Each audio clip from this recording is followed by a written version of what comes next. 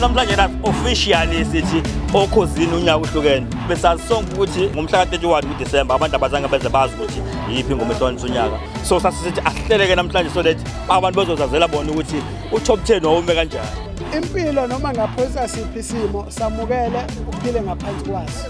A good example lento esiyenzayo namhlanje because ngabe sayenza ngomhla ka-31 December but impilo yasho kunye noma kuthune real trouble osuke ubhekene nayo try ukuthi ubheke the lighter side of it bese uqhubeka uenjoy impilo. Happy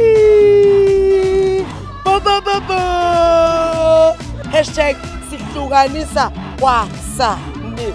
Uma u2020 awufikanga kahle isithuba lakho lokuthi uqale kabusha. Njoba kumashi hlukanisa unyaka wena uthi uyangena kunyaka omusha.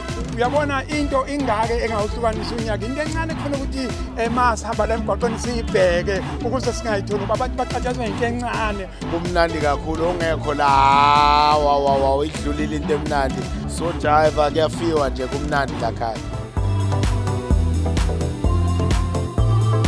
Asukhoze siyibrand eyenza into eshoyo yikho kubalekile ukuthi noma sekuwumatch still siqhubeke simemezele i-top 10 ngoba siyazi ukuthi abantu bakhipha imali zabo bavota siyazi nokuthi ama-artists abalindele ukuthi ubani uthatha lesixoxo ukuthi banoyingoma ehlukanisa unyaka noma isikhathi sona bese sihambile kodwa sibonga ukuthi kuko konke kuyinikela nokusithemba njengesiteshi sikwazile ukuthi ekugcineni sisifeze isithembiso sethu. Siyabonga kakhulu ubaleli bokhozi siyazi ukuthi abaningi bephatheke kabi ngenxa ukuthi i-top 10 ayisadlalanga babona sengathi bayaxhashaza njalo kodwa ke inkantolo yayikhulumile ukuthi i-top 10 ayime. Siyabonga kubaleli abaqondile lokho kwenzekile namhlanje kwaba mnandi phela amaphupho. Sicela envelope number 1 okuyena odle umhlanganiso kwi-top 10 yokhozi FM. Ubani lawo waselphini? Ulo esifanelene naye envelope engabe shakhe ngo2020.